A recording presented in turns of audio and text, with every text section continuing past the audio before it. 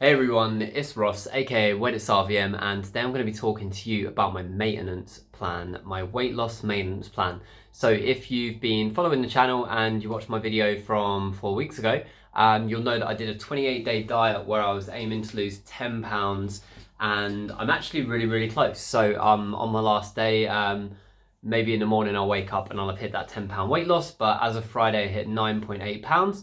And it's been the easiest diet I've ever done in my life. And if you haven't already, do subscribe, because I'm going to drop the video next week on why that was the easiest diet I've ever done in my life. I'm going to share the mindset hacks and I'm going to share the actual approach. But as well, I'll leave the link to the description in this. 4 weeks ago, I did say exactly what I was going to do on this diet. But anyway, the thing with a weight loss diet is not a lot of people actually maintain their results because they don't think about the maintenance plan. So I've been thinking ahead for a little while, and I just wanted to do this video to tell you about what I'm going to do on my maintenance plan. But as always, I'm going to ask you questions and I'm going to tell you how you can make it relevant to you. So if you're on a weight loss journey at the moment, you can start thinking ahead so that you actually maintain those results, which is exactly what you want.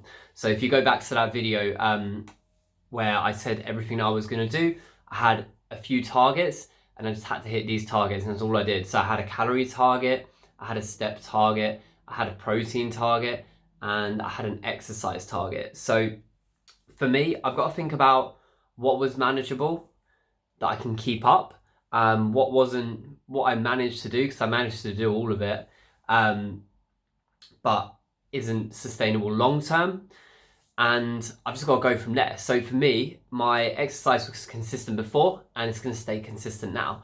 The only difference in my maintenance is, to be honest, in my training, I just go in with a structure that's really flexible as opposed to a program. So I just push, people ask me how I train, I'm like, I just push and pull in some directions.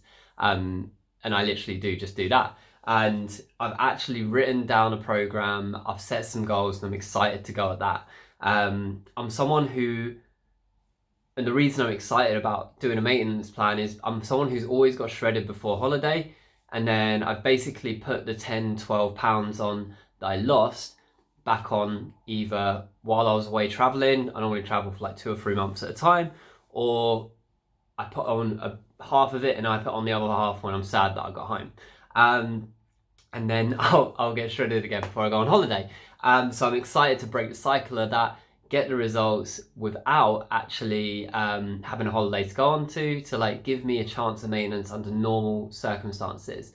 So yeah, this training is going to stay the same, just with a bit more structure, a few more performance goals, and just having consistent maintenance calories coming in. No weight loss going on. I'm excited to have those extra calories just to help me recover and help me progress even quicker. So that is the number one thing that's going to stay. One of the other things that's going to stay, I made some tasty recipes, and I'm going to keep eating those tasty recipes. I enjoyed so much about my diet. It was non-restrictive, the food was good, it was nutritious, sometimes it was junk.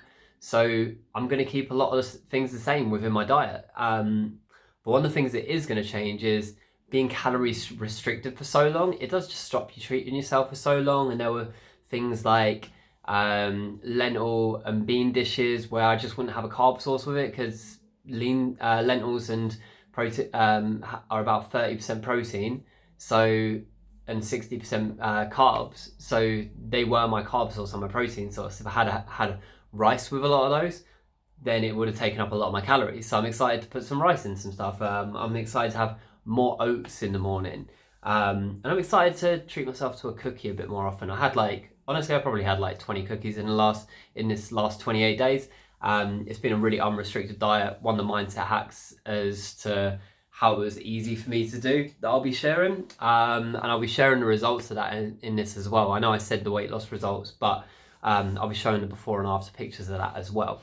One of the other things that I really enjoyed about it was the steps. I had a target of 15,000 steps a day, and even though some days it was really tedious, a lot of the time once I got out and started walking, I enjoyed that I was there listening to a new album. I enjoyed that I was there listening to a podcast.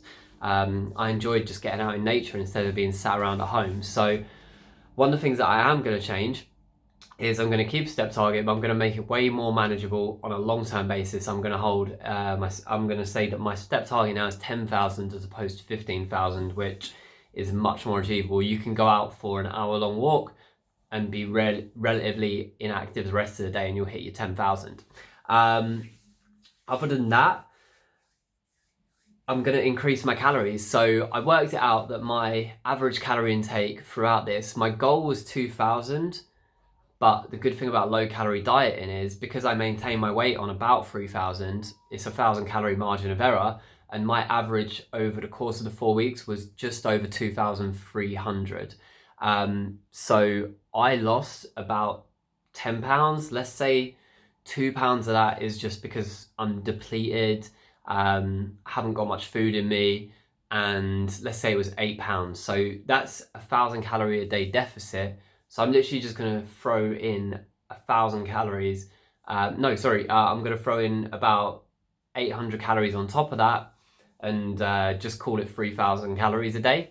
And the reason I haven't thrown 1,000 calories in as opposed to the 800 that I'm throwing in on top of that is because I'm going to reduce my activity levels. So because I'm reducing my activity levels from 10,000, from 15,000 steps to 10,000 steps, I'm accounting for that in my calories. So I'm adding 800 calories back in on, 1,000 calories back on top of what my goal would have been, and about 800 to 700 on top of what my actual average was. Sorry, that was a mouthful, but yeah. So I'm excited to eat more, to be honest, to try out some new recipes, be a bit looser with my nutrition, but I'm still gonna keep tracking for a month, just because I feel like maintenance needs respect, and I want to see what my habits look like, what my weight does. If I'm losing weight after 2 weeks, I'm gonna add some more calories in. If after a couple weeks I've started gaining weight, I'm gonna take some calories away, and I'm gonna expect about 2 to 3 pounds of weight gain just from having more food in me again, having my muscles more filled with glycogen, the water that's going to hold in there. These are all good things. These are all going to be things that give my muscles more shape and actually make me look a bit more toned. So they're all good things. So let's say, for example, this morning I was 155 bang on. I'm going to say as long as I hang around 157 and I don't really go too far away from that, then I'm going to be quite content. So as long as I'm hanging around 155 to 157, I'm going to be quite content with that. So calories, I'm still going to stick to them. I'm going to keep tracking for 4 weeks, and I'm going to look to either move away from tracking if I'm happy with where I'm at, or maybe if I want to push on for more fat loss, I might just do a 2-week mini diet and then go for another maintenance phase, and then I'm going to look to move away from MyFitnessPal. But at the moment, I might stay using it because I'm just enjoying using it. You don't have to use it, but I'm enjoying using it. It's nice to see the numbers. I like looking at the numbers. I find it really, really interesting. And yeah, that's pretty much it. My training's going to stay the same. My steps are going to come way down. My calories are going to go way up. And I'm looking forward to getting some progress in the gym, trying some new recipes, and I'm excited for maintaining results because so many of us are just guilty of not doing that, not giving maintenance the respect it deserves. And if you've ever done a weight loss diet and you've never maintained the results, think about maintenance. Think about what you did while you were losing weight. Think about what was manageable, what wasn't, and then start to think about how you can transition into a maintenance phase, because ideally we want to be able to do that, because weight loss diets don't need to be sustainable, but maintenance of weight loss diets do. If you've enjoyed this video, give it a thumbs up. Do subscribe, it does help the channel. I've left the link below to tell you about all that I was gonna do in the diet, and it's been really, really successful. I'm basically Nostradamus. I said I was gonna lose 10 pounds, I've lost 9.8, and I've got my last weigh in tomorrow, so who knows, I might hit the 10. And yeah, I'm gonna share the results next week, and I'm gonna tell you why it was the easiest diet I've ever done.